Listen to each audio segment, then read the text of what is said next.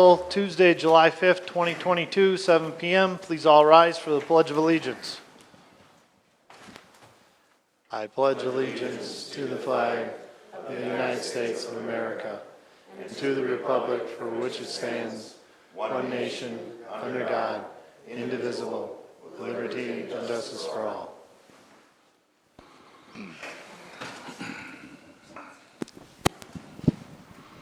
Moving on to item number 3 in the agenda is public hearing and consideration of ordinance 2022-02, an ordinance adding chapter 115, short-term rental licensing. Do you have any background you'd like to share with us? Yeah, thank you, Mr. Mayor. Yep. So again, as a little background to this, this is obviously something that the council's been discussing for quite some time. We brought the issue again back before the council on June 6th, where we discussed, what exactly at first is you want to do with short-term rentals, and brought some draft ordinance language for your initial review as well.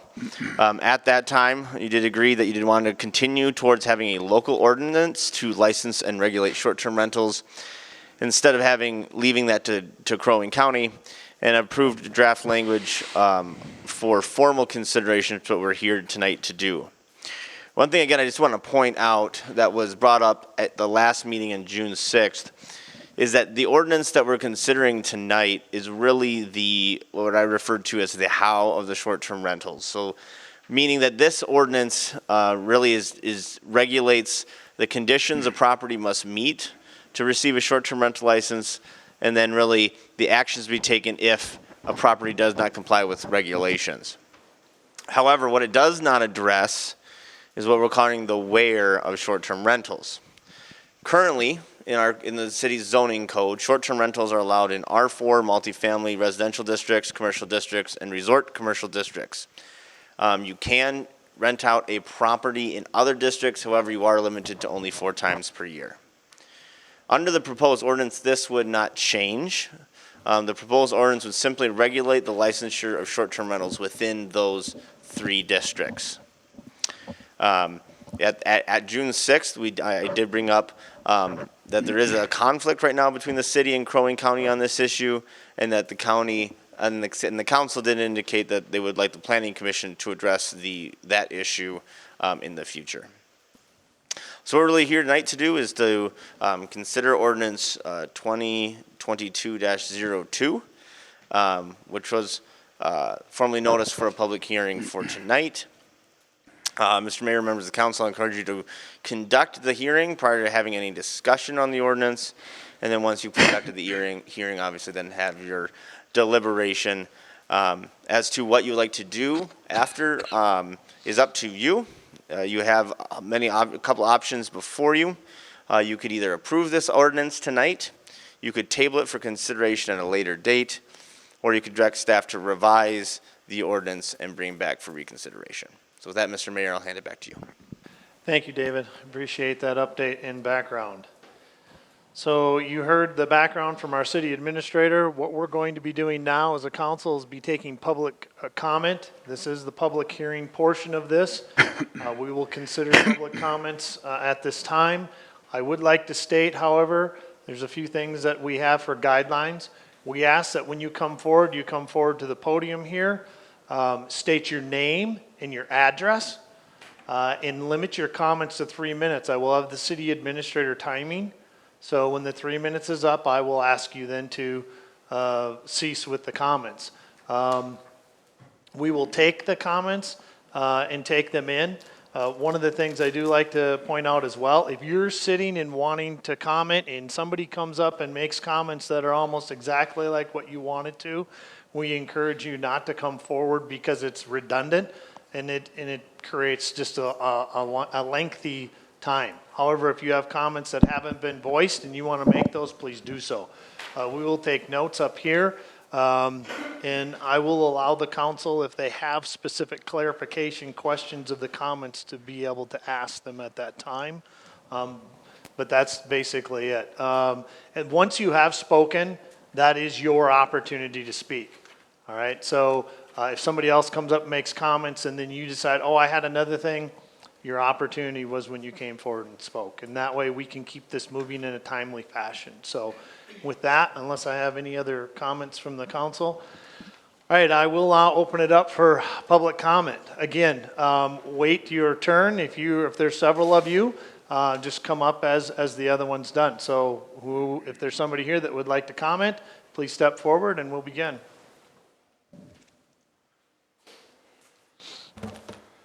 Steve Jensen, 29668 Shoreview Lane, Unit 905. I'll keep it brief. I think the city administrator did a great job on the memo to the council and the mayor. It really cleared things up, at least for me. The problem I have is the where needs to be decided. You have the how, but there's R1, there's R2, there's R3. The where needs to be decided. And the staff recommendation, the last sentence states that staff will also guide the planning commission through a discussion on the matter where short-term rentals should be allowed in the city of Breezy Point. But there's no time frame, there's no guarantee that anything will be changed. So I just think once and for all, the where needs to be determined. And thank you for your time. Thank you.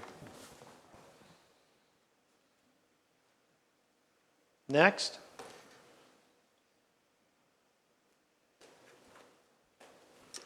Hi, Joyce Mundell, 30728 North Lakeview Drive. Thank you again to the City Council for taking on this ordinance. I think the how part of it is a really good ordinance. I like some of the changes that were made from the original draft. But, and I think enforcement is a key thing, and I'm glad to see that the city wants to take on the enforcement of that. But I also have concerns about the where part. I say just leave it the where it is now in those 3 zones. I went on VRBO and looked within the city limits, and I found at least 40 listings for VRBOs, sleeping people from anywhere from 6 to 20 people.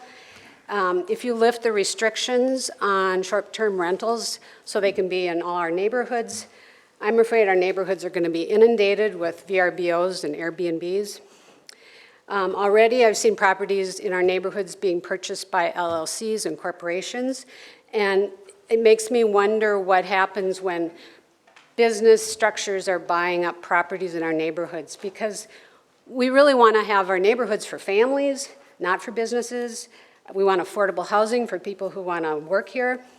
So I just ask that the short-term rentals stay in those 3 zones and keep the other zones at 4 times a year like it is now, because that's a good zoning ordinance. Thank you. Thank you.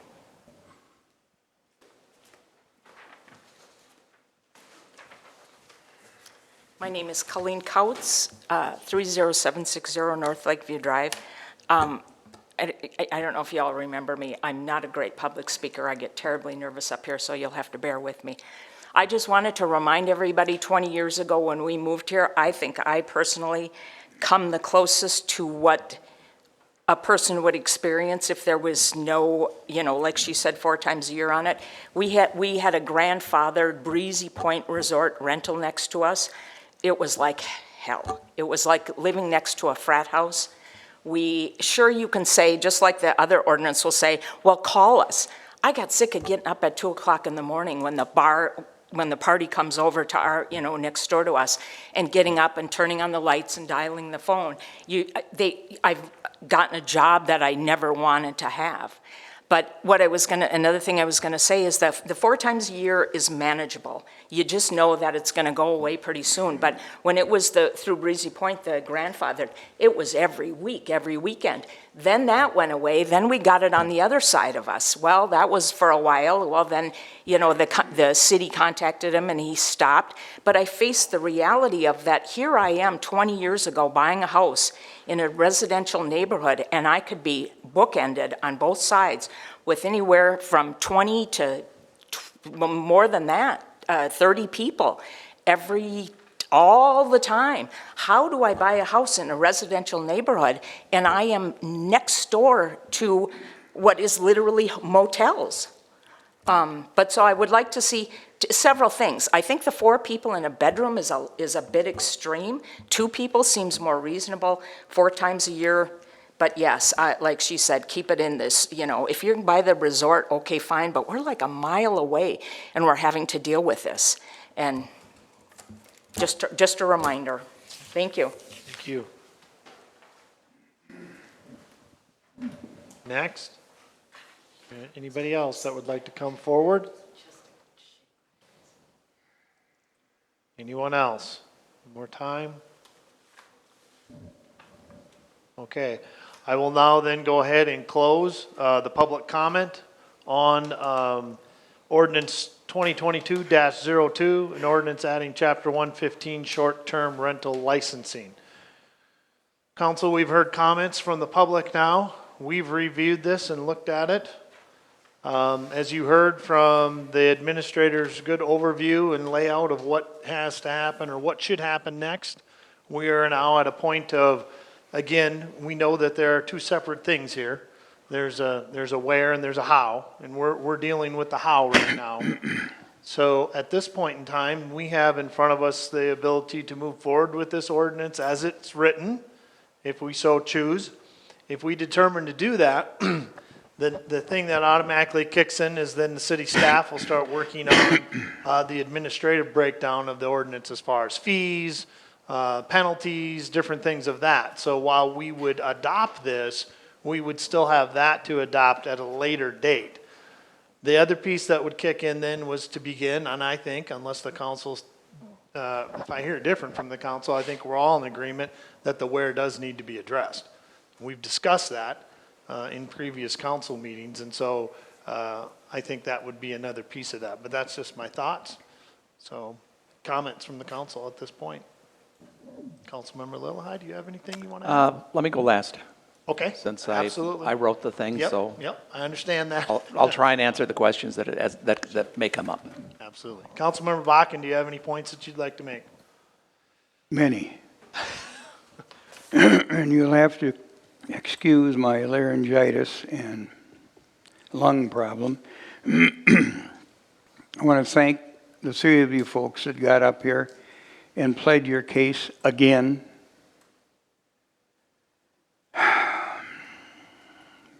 The where, absolutely. One thing this city has not addressed is the numbers. We do not know how many rentals there are. I'm going to go back to the previous administrator's regime, and he informed, I think, the council back then, that the county had a list of all the rentals in Crow Wing County.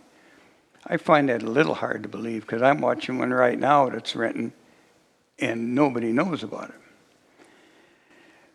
The numbers are very, very important and manageable. I support the 4. I'm going to listen to the rest of the testimony and I will vote accordingly. Manageable. We absolutely have to manage this at the city staff level, which includes our police department. And last quick comment, I can call the Crow Wing County Sheriff from my bed. That's where my cell phone lays. And they will get a message to the officer very quickly. That's all I have to say at the present, Mr. Mayor. Thank you, Councilmember Bakken. Councilmember Ball, do you have any comments you'd like to make? Just to reiterate, thanks for coming and just being here to speak. I am in favor of passing or adopting the ordinance as it's written. I agree that we need to move forward with the where and solidify if that's going to stay the same, if it's going to change and be more restrictive. But as far as the how, I think it is written appropriately. And I think we can have the administrator move forward with the 2023 date, so he has time to look at the fees and things. Sounds good. Thank you. Councilmember Maroney. Yes, question, Mr. Mayor. The where, which I know is phase 2, but it is being brought up. If the where is brought back to the planning and zoning. Right. And planning and zoning deems it to be allowable in other areas, does that come back to the council for final decision? I believe it does, yes. So they would be making a recommendation that it would stay, either change or stay as is. That would come back to us, but ultimately, we would have an opportunity to weigh in on that in a vote. It's going to be tied to the ordinance. So we, as a council, then are the ones that determine the ordinance, how it's put into place, what are the parts of it. That includes the where. Okay. As long as it does come back, if for any reason the P and Z believes it should be allowed in more than the 3 districts, it comes back, then I agree with how this is written today. And if we pause and take a look at what we have today, the short-term rentals are allowed in these 3 districts. Right. However, it has none of this teeth. And so by passing this with their current ordinance of the where, Right. this puts more teeth into it, puts more legitimacy of what those rentals are. Right. And that's what I'm for. Yes, What I'm not for is expanding on the where. right. So that's my stance. So the how Yep. is good. Okay. The where is good too, but Right. And I think again, that's where we have a couple conflicts right now with Crow Wing County, and that ultimately is what we have to resolve, because we have to have the where and the how in line with that. And I think that's where the planning and zoning has to address that, look at it, determine what do we have to do as a city in our zoning to make it so that we're in accordance with what Crow Wing County is, and then ultimately, as a council, are we agreeable to that? And if not, then what is it that we have to do in order to get it there? Because at the end, we still have to have it in non-conflict with the county. And I think that's gonna be the challenge. So, okay, very good, good comments. Okay. Councilmember Lillehei. Let me go to you first. Do you have any specific comments that I would want to, Other otherwise I'll comment on the comments that have been made so Yeah, far. I mean, my comments, Tom. Pretty much the ultimate- same. Yeah, pretty much. I mean, I believe in the how. I'm comfortable with it. I want to move forward with the idea of the city administrator. We have a time block. We're looking at January 1st that would go into effect. Right. So we've got some time in there. That also gives us time to address the where as well. Right. So that's kind of where I'm at. Okay. The where allowed, right now, this existing ordinance is silent on the where. We do have our existing short-term rental ordinance that is in place that restricts the number area that can be done. Unfortunately, right now, when you look at the VRBO, Airbnb websites, houses are being rented all over the city, irrespective of the zoning district. And I also looked at the county map. They show just a few places in Breezy Point that are being rented. So there's a large number, let's not use a large number, but there's a significant number out there that are being rented, and they're ignoring both the county and the city. That is something that this ordinance will actually give us some teeth in getting a hand on it, irrespective of the where, okay? Because if they are renting, they need to have a city license. Some of the enhancements over and above the county ordinance is we will be looking at what is being called a bedroom. We have specific guidelines. The bedroom has to be so big, it has to be incremented per person. So in other words, one person is allowed, 1 or 2 people, I think it's 70 square feet or something like that? Yeah. And then it increases, if you're gonna have 2 people, you have to have like 90 some odd square feet, whatever. And we can cap it at 4. A lot of these bedrooms that are being rented now would not qualify as a bedroom under our ordinance. Things like a recreation room, they may have bunk beds set up in there. That would not be qualified as a bedroom. There's specific guidelines at what a bedroom actually is. So that would be one thing that is going to limit the number of people. The other thing is that we are going to have a requirement for, let's call it a hotline.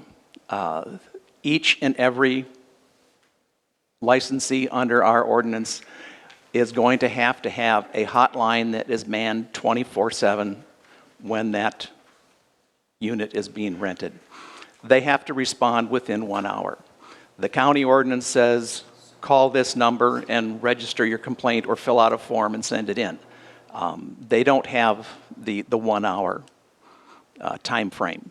So if somebody's got a loud party at 2 o'clock in the morning, you pick up the phone and you call that number, and that responsible person has to shut that down within 1 hour.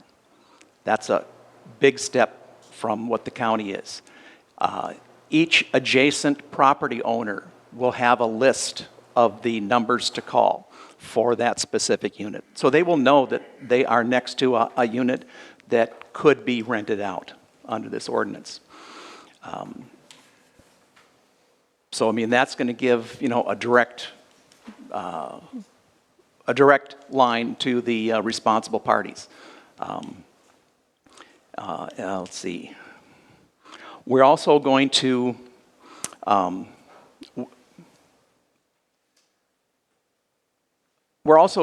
have a database system, and did we ever follow up on that? I forgot. I've been so distorted that, you know. We haven't yet. We were going to wait until we Okay. kind of found out what's going to happen here, and that'd be part of the next. Okay. So we will have basically a data management system that will keep track of these complaints. It will be automatic and it will say if a person's had, you know, so many complaints within so many months. And in our case, if it's more than 3 complaints within 18-month period, they lose their license, and then they would not be allowed to rent anymore, irrespective of whether they have a county license. We've been spending a lot of time on this, and, you know, unfortunately, the last year I've been kind of out of it. But I think we have a good start here. One of the things to notice is that there are places being rented throughout the city, some with county licenses, some actually without county license. They'll show up on VRBO, Airbnb, not listed on the county. We haven't had complaints. It's been, you know, even though it's been a busy year, we haven't really had any complaints. So you may actually have a short-term rental next to you, and you may not even know it. It's been, you know, they've been pretty respectful. So we'll see where this goes, and we'll get planning and zoning to start discussing it as far as where it goes.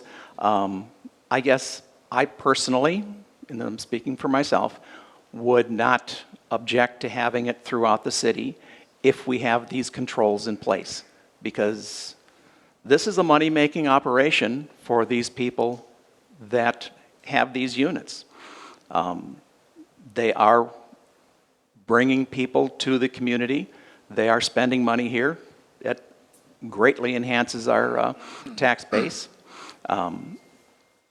So from that standpoint, it's a good thing. And if we have these controls, I know I've been, back when I was mayor, both Mundalls and the Kauzes were here multiple times because they did have a problem child in between them. I will fully admit that.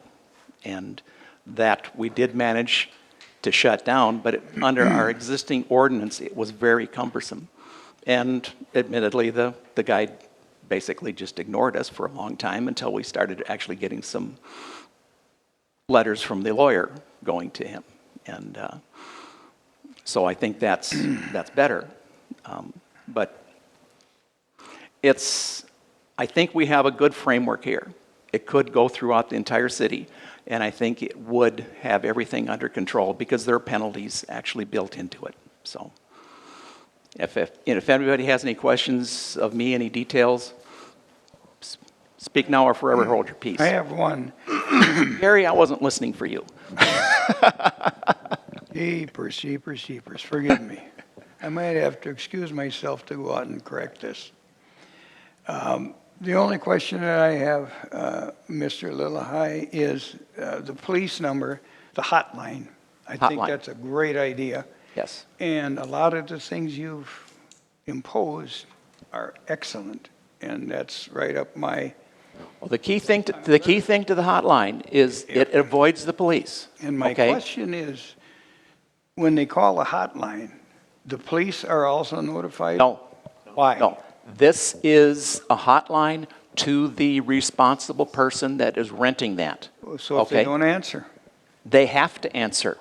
That is, or they lose they lose their license. automatically? One, No, not one time. It would take 3 times. But because the problem is, we don't necessarily have police staffing 24/7, okay? You're going to get a call, if we don't have the police on duty, it goes to the county. The county sheriff may be at the other end of the county, and it'll take him hours to get there.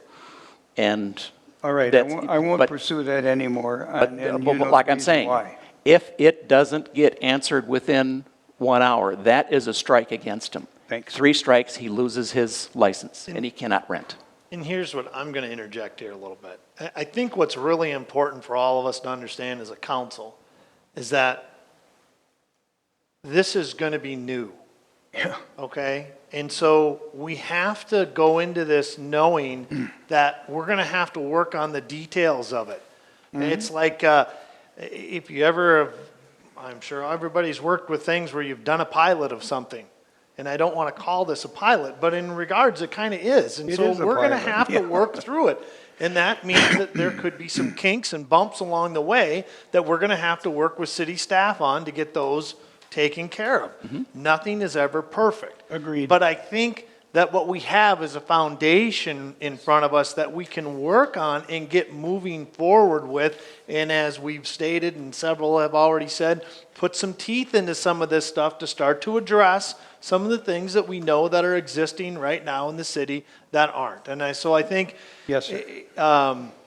you got to start somewhere. And I think this is where we need to start, and we work forward from there, working with city staff and others to be a part of that. So that's the statement I want to make, because I think that's going to be real important. And we're going to have more conversations about the where and the zoning and all that. So I think all good comments. And if the council doesn't have any other further comments at this point, I guess we're at the point where I would like to see if there's a motion. I'll make a comment real quick before Yeah, we move go to the ahead. motion. Just echoing what you're saying, it's a trial basis. Horrible words, but it is. And that's why I like if we restrict it to those 3 zones for at least the first year. Yes. Because mentioning that hotline number, things are going through my mind of how, what, and so, but we have those 3 zones today that can do it. This is giving more teeth to it, so it's giving more capability for the city to hold on to it. And after that first year, maybe it expands, Right. maybe it stays. And I think, and I agree with you. Absolutely, Councilmember Maroney, and I like the thought process of let's give this a trial and see how it works. I think at the same time, having P and Z starting to look at it is not a bad thing. To actually delve into it and see what does it look like? What are the conflicts we have currently with the county right now? Because we know, based on what the city administrator has told us, we have a couple conflicts with that regard. We have to look at those and see if we have to address those earlier. So I think I'm in agreement with what you're saying. I think it goes right in line with that idea. Let's see how it works. So that's kind of where I'm at with it, so. All right, hearing no other comments, is there a motion at this point to pass ordinance 2022-02, an ordinance adding chapter 115 short-term rental licensing? Also move. I'll second. I have a motion from Councilmember Maroney. I have a second from Councilmember Lillihei. Is there any further discussion? Hearing none, all those in favor signify by saying aye. Aye. Opposed? Abstentions? Motion carries. So the ordinance as written has now passed. City staff will begin working on the other details that go along with that, administrative fees, those types of things as well. We'll be looking at this being put into place on January 1st, 2023. That's when it'll go into effect. Meanwhile, we will continue to look at the where, and we will also address the other things I think that have to be put in place, like the hotline pieces and all that kind of stuff. We have to have that all ready to go to roll out. And I think it's going to be very important as a city that we're informing the public as to what's happening as well. So our website, other places where we can get the information out, that's going to be very important for the people to know because things are going to change as of January 1st, and then everybody needs to be aware and ready. Right, and one of the key things is we need to work with the county because there are places out there that are renting under VRBO that are not getting county licenses. I think that's going to take us as a city doing it and addressing it and basically bringing it to the county and say, listen, you got a Correct. problem, you need to take care of it. Right, exactly. All right. Okay. All right, moving on. Item 4 in the agenda is a consent agenda. 4A is June 6, 2022 City Council minutes.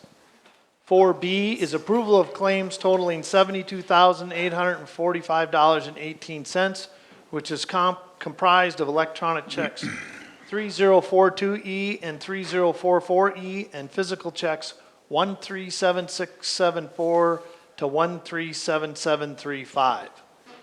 4C, approval of sale of public property. 4D, resolution number 14-2022, directing that the costs incurred in removing hazardous structure be reported to the court. Do I have a motion to approve the consent agenda items as read? So moved. I have a motion from Councilmember Ball. Second. From Councilmember Bakken. Any discussion? Hearing none, all those in favor signify by saying aye. Aye. Aye. Opposed? Abstentions? Motion carries. Moving on to item 5 in the agenda, open forum. At this time, is there anybody here that wishes to address the city council in open forum? I'll ask again, is there anybody in the audience that cares to address the city council in open forum? None, open forum is closed. Moving on to item 6 in the agenda, mayor and city council reports and committee reports. 6A, mayor. 6A, or 1, joint powers board. We had our second joint powers board meeting with Pequot Lakes for the Pequot Lakes Fire District. Councilmember Ball and I were in attendance. It was a very good meeting. There were several things that we, again, as I spoke earlier at the last meeting, there's a lot of housekeeping items that we're dealing with right now as we build this joint powers board and get it running and up and working with city staff on both sides. So one of the things that was determined was who the secretary was. That had been tabled at the first meeting. And the board determined that the fire chief, the acting fire chief, will be the secretary. They also allowed that the fire chief then could appoint a designee under them, so assistant chief or somebody else, to be that secretary. So that secretary will be there at the meetings to do the minutes and take those types of things so that our city administrators can serve as the resources and not be busied with trying to keep minutes of a meeting. Another piece that was talked about was bylaws.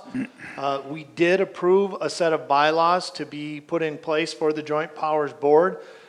Basically, city staff from both Pequot and Breezy gave recommendations to the board, and it was determined to go with a boilerplate type bylaw that's been determined by the League of Minnesota Cities. What we will do is customize that to the Pequot Lakes Fire District. So city staff's working on that, the city administrators are, to put in all the appropriate wording of that, and then we'll bring that back to us then to make sure that it's all up to par. We will revisit that again at the end of the year, because like we've just spoke of the short-term ordinance, the Joint Powers Board is something that's brand new too, and so we're learning as we go, and there's gonna be things that I'm sure that we're gonna have to circle back around to as we move through this. So it was agreed that we would look at those bylaws to see if there were any changes based on how we saw things running with that, once we get through one budget cycle, those types of things. Another thing that was taken into account was a personnel policy for the firefighters. It was determined that we would go currently with Pequot Lake's personnel policy at this point. It's all written, it's in place, it's working currently. We will be revisiting that at the end of the year for sure. There's going to be negotiations and things going on with the firefighters, and they have requested that we revisit the personnel policy. So we will be doing so at that time, again, with potential to change or make changes or updates to it as needed.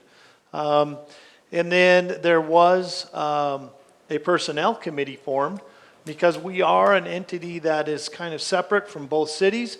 We are responsible as a board to oversee the personnel, which is the firefighters. And so there is a need to have a personnel committee. So it was determined that one person from each city will serve on there along with the fire chief. So Councilmember Ball agreed to serve on it for the city of Breezy Point.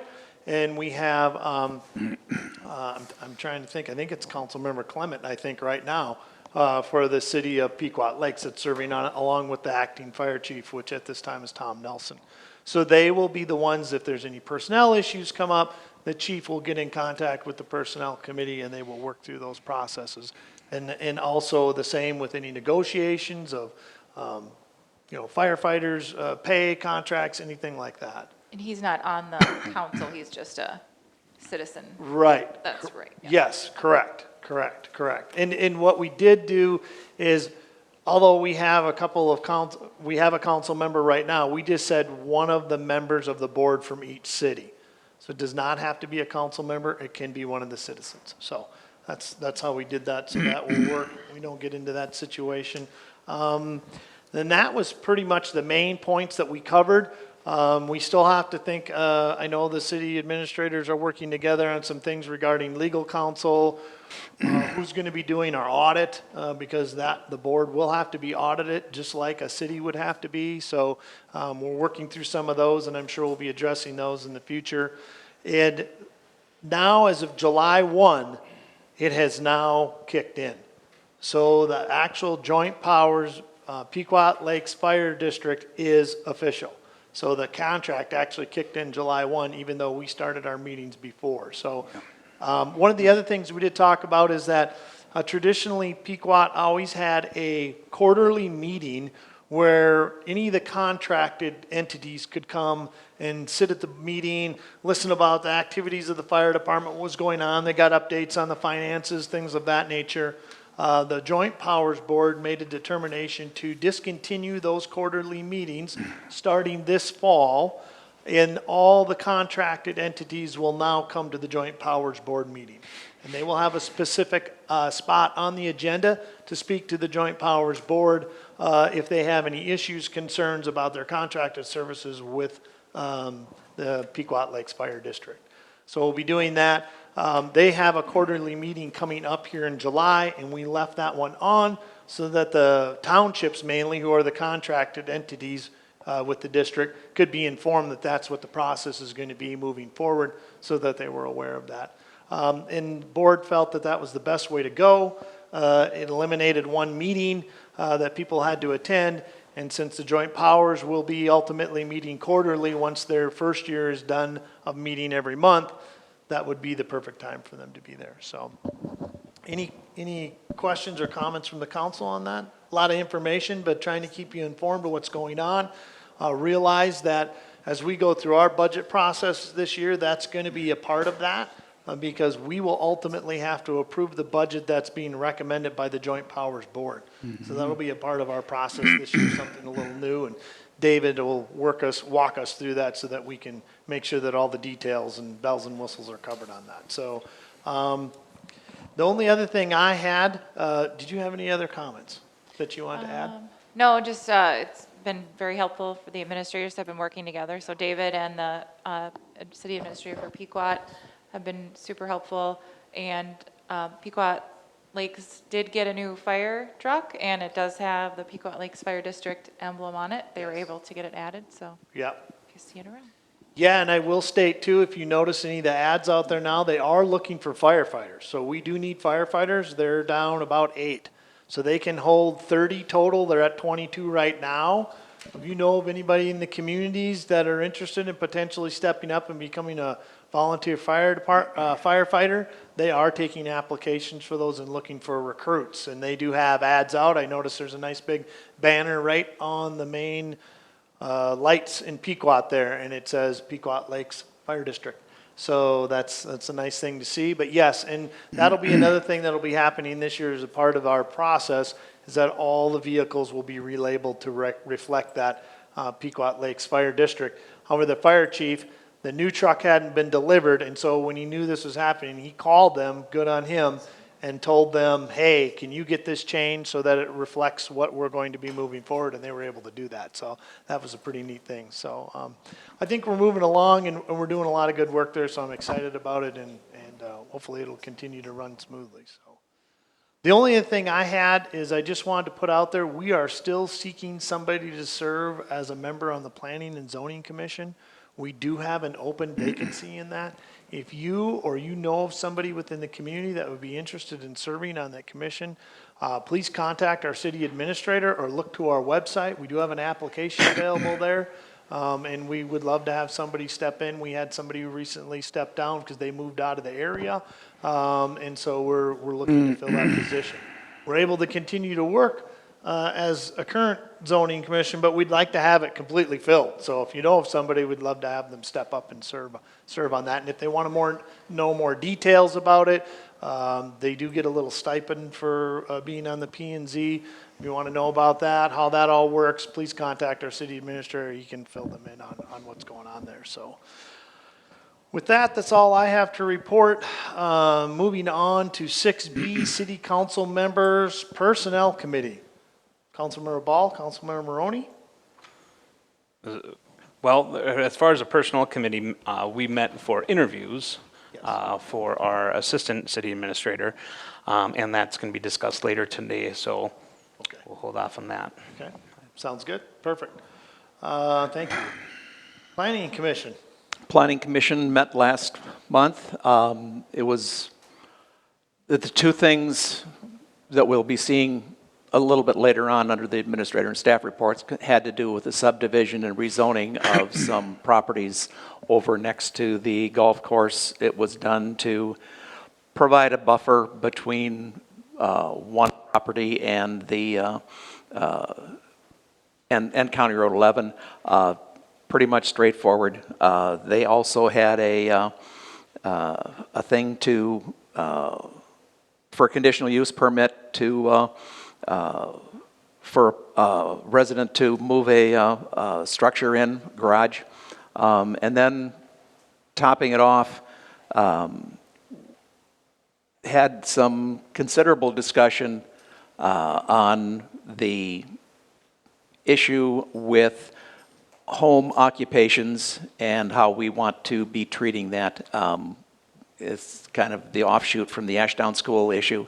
And just had some very general discussions on it. We're going to start having some more discussions as to what we can do, what we should, maybe what we shouldn't do, those types of things. So it's just in the preliminary stages, and we'll be getting more on that later on. Excellent. Yep. Excellent. That was Great, about thank it. you. I do want to say it's great to hear that the P&Z is looking at that. Yes. I think it's very important that we address that as we move forward, because I don't think it's going to be the last time we deal with it.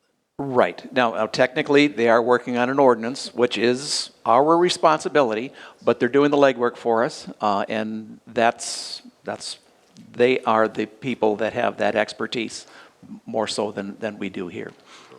So it's going to be a while before things get straightened out. The existing rules and regulations are pretty archaic, and they don't really make sense a whole lot anymore.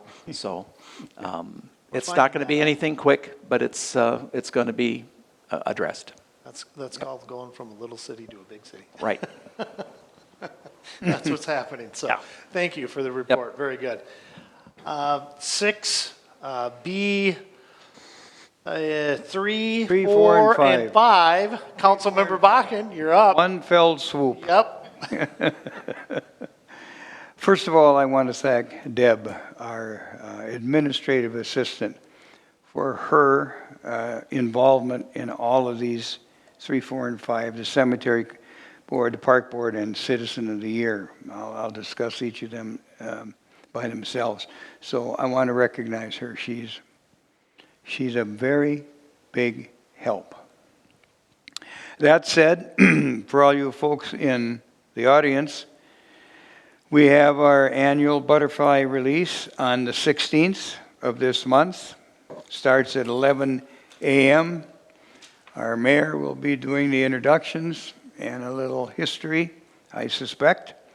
Come one, come all, and bring your children. It's a big deal, and we always have extra butterflies for those who don't have one. So that's that. The park board is status quo. Citizen of the Year, we're going to kick off this year, July 13 at 10 a.m.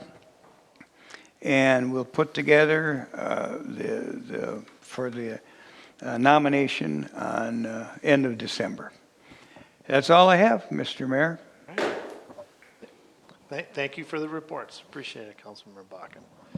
And I do encourage all of you, come out for the butterfly release. It's a great event, great place to have it, lots of neat things. Come on out, join us, let everybody else know that it's happening on that day. We've had it on our website, and we have it on our Facebook and other places, and I'm sure we'll be flashing it up on our big billboard out there as it gets a little closer too. So come out, join us, and hopefully the county won't be working on the road this year. So, with that, moving on. Item 7 in the agenda is administrator and staff reports. 7A, consideration of subdivision application 2022-001. David, would you like to give us some background? Thank you, Mr. Mayor. So, White Birch Inc. submitted a subdivision application to reconfigure lots 32, 33, 34, and part of Outlot E. To provide, per their application, provide 3 distinct golf view lots with access to Chickasaw Circle. You can see in your application, they're just kind of reconfiguring those, making them much better buildable lots. Obviously, all the information regarding, planner Bonsak's memos in there, and I know that Councilmember Littlehei could probably go into more information on that if you would like. Unfortunately, I wasn't able to attend that meeting. I was out of the state for that. But they did vote on Tuesday, June 4th when they considered this. They conducted a public hearing, and then they did vote unanimously to approve this request. Thank you. Any questions or comments from the council? It's pretty straightforward. I think it's a good thing. It allows those lots to be used, and I think that's what we want. So Yes. absolutely. So without any further comments, do I have a motion to approve this 2022-001? So moved. I have a motion from Councilmember Bakken, Second. second from Councilmember Ball. Any further discussion? Hearing none, all those in favor signify by saying aye. Aye. Aye. Opposed? Abstentions? Motion carries. All right, moving on to 7B, consideration of rezoning application 2022-001. Thank you, Mr. Mayor. So again, this is related to that with the consolidation of some of Outlot E into lots 32, 33, and 34. Those lots had different zonings, so just make it one conformity zoning. So that's what this application does. Again, the Planning Commission considered this rezoning request on Tuesday, June 14th, and after considering a public hearing, did vote unanimously to approve the request. All right, very good. And again, this is pretty straightforward too. We did the one. This is the other part that makes the whole thing complete. So do I have a motion to approve this? So moved. I have a motion from Councilmember Littlehei. Do I have a second? Second. A second from Councilmember Maroney. Any further discussion? Hearing none. All those in favor signify by saying aye. Aye. Opposed? Abstentions? The motion carries for the rezoning application 2022-001. 7C, consideration of regrading Assistant City Administrator position. David? Thank you, Mr. Mayor. So again, just quick background on this. So on May 2nd, you as the council did authorize me to conduct the hiring process for the Assistant City Administrator position once the position's job description was drafted and then approved by the Personnel Committee. So we did that. The position was posted on May 11th, and then applications closed on June 1st.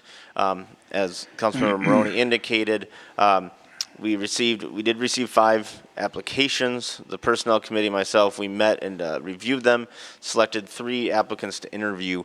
However, between the time we selected 3 applicants and we actually interviewed, we had 2 applicants pull out due to accepting other job opportunities. And then the remaining candidate was interviewed on Thursday, June 16th. However, after interviewing that individual, we held some discussion. That interviews were done again by myself and the Personnel Committee. And we decided not to make an offer to that candidate.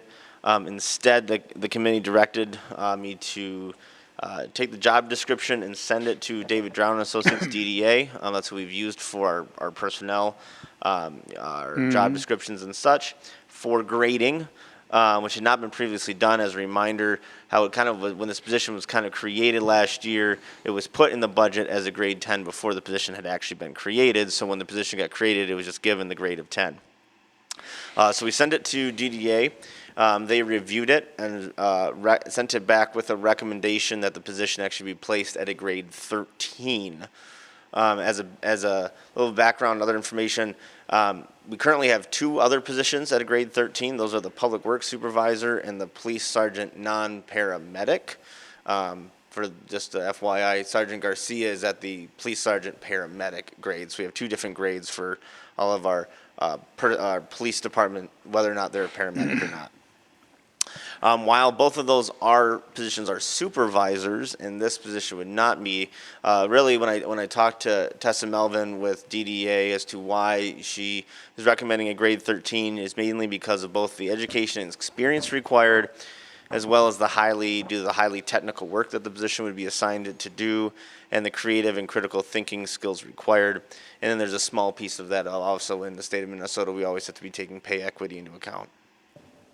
To that extent, I will say I do agree with her assessment that grade 13 does seem like a more appropriate place for this position, and I do think it would result in a much more broader, more experienced candidate pool as well, especially when we look at the market we're in right now for a workforce. I do thought it was important for the council to fully understand, again, what this change means. Grade 10 has a pay range in 2022 of $25.02 an hour to $31.27. That's our grade steps 1 through 10. Again, steps 11 and 12, they're longevity steps. And then grade 13 has a pay range of $29.80 to $37.25 an hour. The budgeted funds for 2022, I believe, are more than enough to cover this change. At this juncture, mainly because, again, when we budgeted PAR for 2022, we assumed starting April 1st, and at this point we'll be looking at probably more like beginning of September. So that savings will be plenty enough to cover that should the council choose to change the grade. If the council does not wish to change the wage, I do recommend that we consider revising this job description to make it fit better within a grade 10. Should you again choose to tonight accept this change, we will repost the position tomorrow with a deadline of July 27th, and then from there, we'll work with the Personnel Committee to set up interviews and such. With that, Mr. Mayor, I'll take any questions the council has at this time. Thank you, David. Any questions? First, I just have one comment. Is the Personnel Committee, where do they stand on this? Personnel Committee, where do they stand on this? We guys in full recommended support of this. it? Absolutely. Perfect. Thank And you. the Okay, 13. Yeah. perfect. I wanted to make sure that was clear. Okay.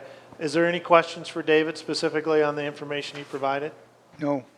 I think it's pretty straightforward. I will say this, I want to make this comment. I think it's very important for the council to understand this, is that this person, the assistant, will be somebody who's going to be tasked with being that person who works with our short-term rental ordinance and makes sure that it's being followed. Yes. And I think that it's going to be important that we have a person that is able to do that job for us. This has been a discussion, and that's where I talked before about if we're going to do this, we need to make sure that we're going to enforce it. And if we enforce it, we need to have somebody that's able to do that for us, not the existing staff that we have currently, because they have enough on their plates as it is. So that would be my only comment. So if there's no other comments. I will make a comment, Mr. Mayor. Yes, if I may. fire away. While you do count out the short-term rentals, that is not the only reason. not. So I just want Right. to, I just want to add on that is a small portion, but it is. is, that will be. But important. It will be important, and that will be one of their goals for that. But there's so much more that this position is. is going to be doing. my gosh, yeah. As we've been told, our accounting transition needs to be changed by the next year. That's a project that needs to be worked on. We have just so many things going on, and having that better advertisement capability, I think we'll be able to pull in some more talent to be able to interview with this grade change. So as a personnel committee, we were definitely in favor of this. No, I think it's a good move, and I applaud the Personnel Committee for working through this with the city administrator and getting it put back to where we're at. I think it's a good move. I think we're going to be happy with the results we get because of it. And like you said, a qualified candidate, somebody who has some longevity, who's going to be there for us, and I think that's important as well. So. Yes. Any other comments? One quick one. Sure. And then a motion. Congratulations to the committee for their due diligence, and I'm very going down this path, having been involved in it very intimately. So I heartily make that motion. Okay, so I have a motion from Councilmember Bakken to approve this. Do I have a second? Second. I have a second from Councilmember Lillahei.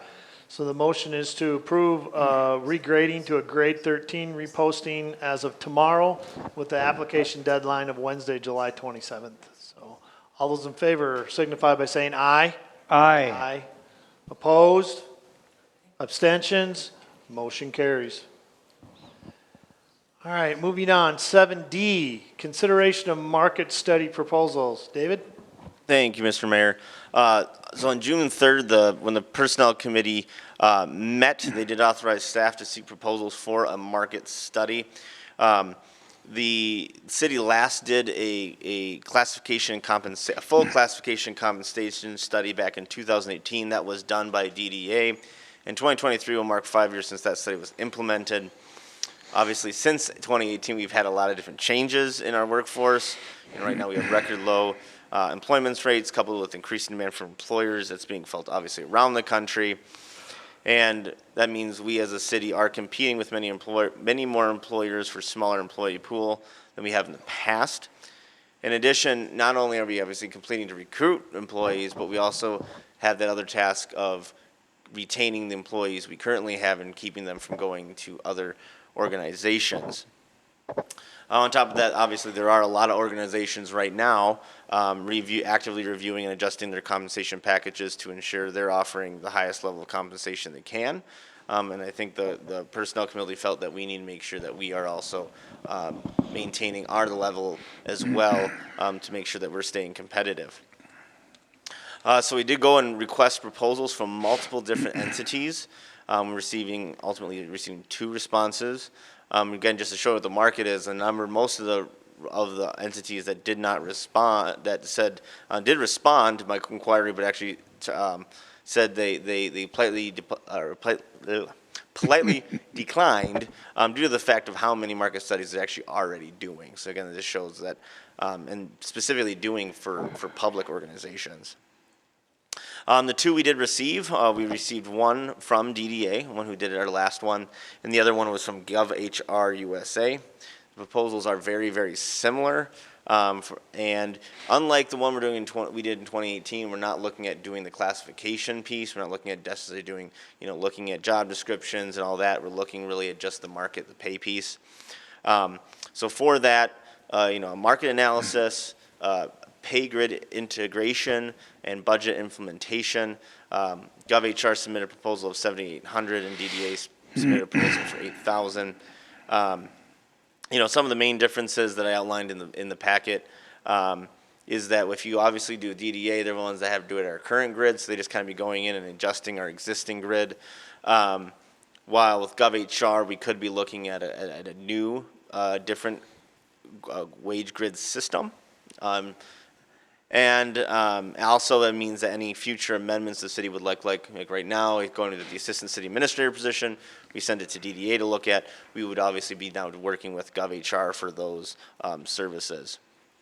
DDA did also just have a throw-in their proposal of a 3-year ongoing maintenance option that pretty much broke down of $4,000 a year for 3 years, so $12,000, and then over the 3 years, they essentially 1 year they might do a market study, the next year they might look at job descriptions, next year maybe they do another soft look at the market study or something else related to that, if you wanted to kind of do this ongoing maintenance. But after reviewing the two, again, they're very, very similar. My recommendation is, however, even though we went with DDA in the past, is I feel that GovHR not only seemed to express more interest in the project when we were talking with them and reached out to them, I think they also presented a much clearer cost breakdown and project timeline. I actually had to ask DDA for a project timeline, and when we got it back, it was a lot of TBD, TBD, TBD. And GovHR was a very, it's going to be a 10-week project, and this is what we're going to choose. This is our goal to accomplish in those 10 weeks. Plus, I feel that GovHR would bring a new set of eyes to our city, which isn't bad to have on occasion. And I believe that their work across the nation might give them a little more understanding of current labor market in both that's inside and outside of the state of Minnesota. I will just add that I also went out and through some listservs, asked other city administrators and managers who have done market studies in the last 18 months or so, and GovHR was a common one that was selected. DDA was not. When it comes to the financing for this, while this wasn't budgeted for 2022, again, we have savings experience from the assistant administrator position not being hired, should cover that. Additionally, the city can apply 50% of this cost to be covered by Sourcewell as well. So with that, Mr. Mayor, I'll take any questions that the council has. Council, questions? Comments? I do have a question. Looking at the GovHR proposal, there is a add-on item for benefits. If the city wants to include a review of benefits in the study, there'd be an additional charge of $1,800. Was that any consideration? I did think of that. We have actually been working with our insurance agent, our broker who does our benefits lately. We already got back our quote for health insurance this year. We're looking at about, I think it's like a 4.5% increase, which is pretty low.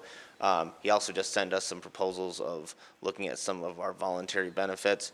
I think this year, where we're looking with everything, what we're looking at, I think we want to kind of maybe stay pat. Some of those voluntary things we are going to bring to the personnel committee to look at. And actually, benefits were actually something I think I was going to be talking with the personnel committee of looking at doing a full review of our benefits in 2023, kind of top to bottom review. Okay. At this time, I don't think, when I look at other cities our size, we're already, I think, pretty comparable when it comes to benefits. If the council thinks that would be a worthwhile endeavor, we always can add that option, though. Again, with that, they're not necessarily telling us what benefits we should have. Again, it's more of just, are your benefits comparable? Okay.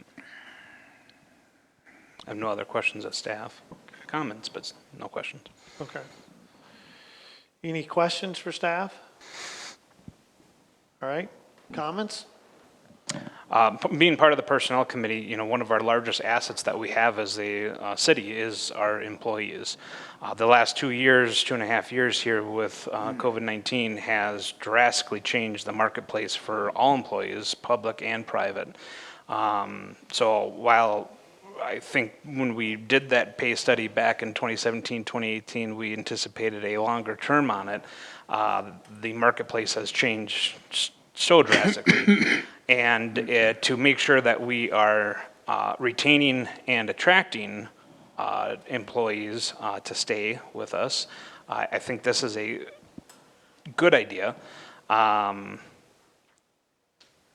It's too bad we couldn't go longer, but such as the economy. That's what life dealt us. So that's my comments with it. Thank you. Mr. Mayor, may I add something really quick? Yes, go ahead, David. I forgot to mention earlier. One thing I did also want to clarify is also by doing this study, the council is not bound by any means to do anything. The study is really just to show where are we, and then if the council wants to make any adjustments, Yep. that'll be up to you. Correct. Yes, thank you, David, for that clarification. Any other comments from the council? Well, I have a couple, and I echo what you said, Councilmember Maroney, 100%. The landscape has completely changed since COVID-19 in regards to the market, and I think it's very important for us to have this study done so that we have a good understanding of what's going on out there to, yes, as you stated, not only attract new employees, but keep the current ones we have. They are the lifeline and the blood of this city, and if we don't have them, it's very hard to operate. So I agree 100%. I think that's what we need to do, and I fully endorse us moving ahead with this, and I think it's a good thing. So without any further comments, do I have a motion from the council to approve this city staff moving forward with this, with GovHR USA to do our market study? So moved. I have a motion from Councilmember Ball. I'll second. I have a motion from Councilmember Lillahei. Discussion on the motion? Hearing none, all those in favor signify by saying aye. Aye. Opposed? Abstentions? Motion carries. Moving on, we do have one addition to our agenda. You noticed it's item 8, and it's administrator updates.